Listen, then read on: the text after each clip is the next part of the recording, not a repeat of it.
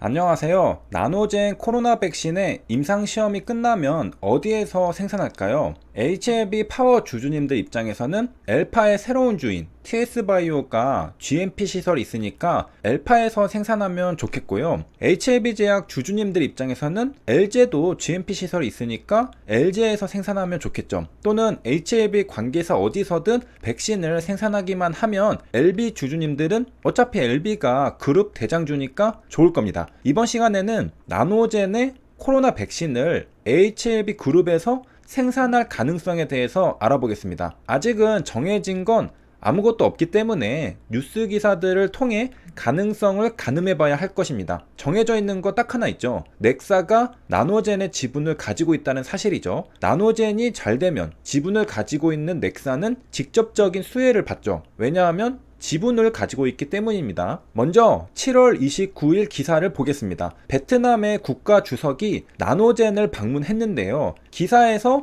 나노젠을 소개하길 백신 생산 업체라고 소개했습니다. 개발업체가 아니라 생산업체라고 소개했다는 것은 나노젠이 생산 능력까지 갖춘 회사라는 것을 암시합니다. 그도 그럴 것이 나노젠은 베트남의 셀트리온이라고 불릴 만큼 생산 시설을 잘 갖춘 회사입니다. 그러므로 나노젠 자체적으로도 백신을 생산할 만한 시설을 갖추고 있는 상태입니다. 그러면 중요한 건 나노젠의 시설만으로 백신 생산이 전부 커버가 가능하냐는 것입니다. 만약 전부 커버가 가능하다면 HLB 그룹이 협력할 가능성은 사라지게 됩니다. 왜냐하면 나노젠에서 전부 생산하면 전부 나노젠이 수익으로 가져갈 테니까 말이죠. 굳이 나의 공장을 놀리면서까지 위탁 생산을 할 필요는 없겠죠. 반면에 나의 공장을 다 돌려도 백신을 전부 생산하기에는 부족할 때 HLB 그룹과의 협력 가능성은 파란불이 켜지게 됩니다. 그렇다면 결국 중요한 건 나노젠 코로나 백신이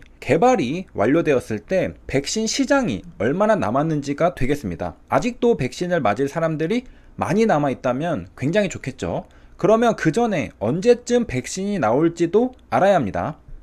베트남 정부는 늦어도 내년 6월까지 자국산 백신 개발을 마칠 수 있을 거라고 말했습니다. 늦어도 약 10개월 내로 끝난다는 것이죠. 그렇다는 건 나노젠도 그때까지는 백신 생산 능력을 대폭 강화해야 한다는 소리입니다. 그래서 나노젠은 생산 능력 확충에 나서고 있습니다. 6월달을 기준으로 나노젠의 생산량은 월 800만 회분이라고 합니다. 그리고 증설을 해서 25%가량 늘리면 연간 1억 2천만 회 분의 백신 생산 능력을 갖출 수 있다고 합니다. 백신을 2번 맞아야 한다고 보면 연간 약 6천만 명이 투여받을 수 있습니다. 여기에서 우리가 원하는 답을 얻었습니다. 나노젠은 1년에 약 6천명을 커버할 수 있습니다. 1월부터 시작하면 마지막 12월까지 생산했을 때 6천명이라는 것입니다. 그런데 백신이라는 게 빠르게 보급해야 할 필요성도 있습니다. 6개월이라면 약 3천명인데요. 좀 더 빠르게 보급하기 위해서는 위탁 생산을 할 가능성도 있겠습니다.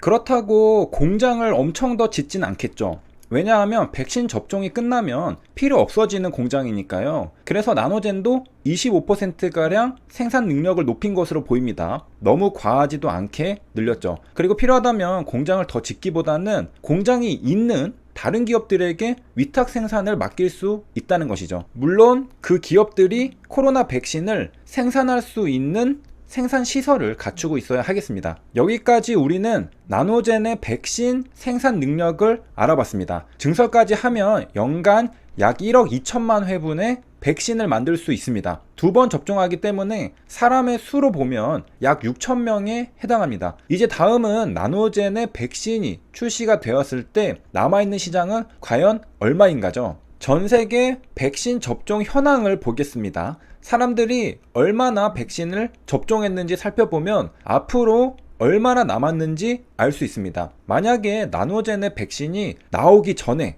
대부분의 사람들이 접종을 완료할 수 있다면 출시된 의미가 없겠죠. 색깔이 진할수록 100명당 접종 회분이 높은 나라입니다. 미국과 중국이 색깔이 진하죠. 미국 103.6%, 중국 115.8%입니다. 100%가 넘는 건 두 번 투여해야 하기 때문에 그런 것 같습니다. 200%가 되면 남은 흰색 바가 전부 주황색으로 채워질 것으로 보입니다. 미국과 중국이 100%를 넘은 반면 전 세계 100명당 접종 회분은 50%를 조금 넘겼습니다. 약 42억 회분입니다. 인류의 절반 정도 맞았다고 보면 되겠습니다. 사실 좀 더 구체적으로 본다면 인류의 4분의 1 정도가 접종을 마쳤다고 봐야 합니다. 왜냐하면 백신 접종하면 두 번 주사를 맞게 되기 때문입니다. 저기 보이는 통계의 53.6%는 사람 수가 아니라 접종 회분이죠. 그러니까 보통 두 번 투여 받으니까 사람 수를 추측하고자 한다면